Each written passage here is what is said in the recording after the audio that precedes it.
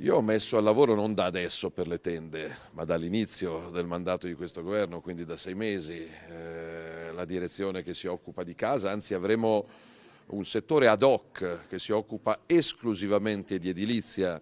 Qualcuno ironizza, però c'è poco da ridere perché occuparsi solo di edilizia non si fa un piano casa da decenni. Cioè la politica non ha fatto un piano casa a livello nazionale da decenni.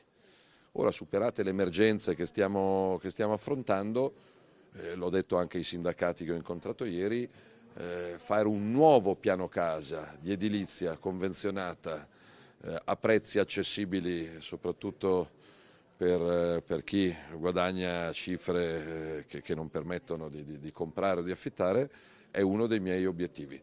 Detto questo, stiamo lavorando con i provveditorati per valutare se ci sono edifici da sistemare.